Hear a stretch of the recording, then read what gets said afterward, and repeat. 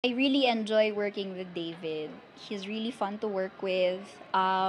He keeps improving in terms of acting. So, sana hanggang sa talagang maging sobrang-sobrang galing na aktor na siya. Sana ako yung kasama niya.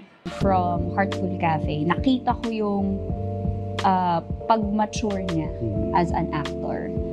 Especially with this project, inaral niya talaga yung character.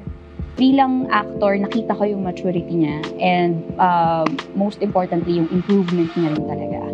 Lahat naman din alam na well-known businessman si David. So, hindi lang talaga ito yung ginagawa niya. Pero, tinutukan niya talaga itong project na ito. Kaya I'm so proud of him.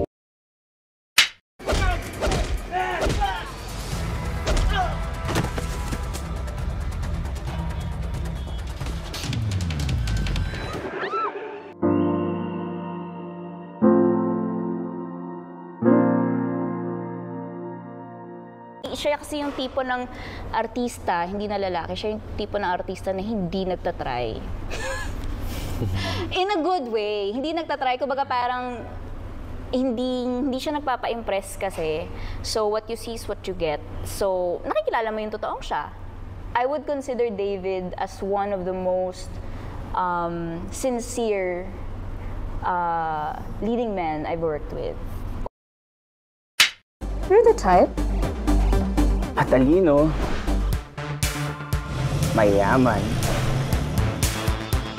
attractive, kaya nga hindi mo mapigilang tumitig, di ba? Na-discover ko naman kay David, nag-grow na yung passion niya sa acting.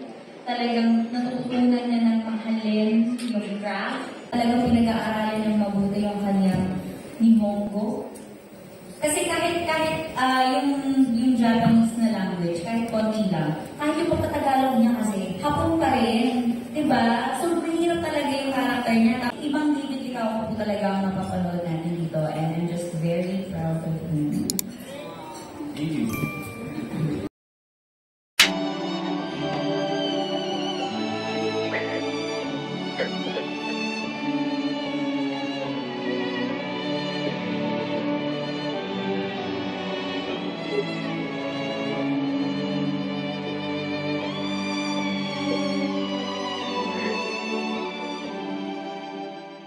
Since mahihain nga ako, siya yung parang, kaya mo yan, ganun. So, she's a type? Yeah, she's a type talaga. Galing. She helps me a lot. Kaya super grateful for Barbie talaga. Sabihin natin last but not the least, thank you to Barbie for talaga, really. She inspired me to become a better actor. That's true, that's true.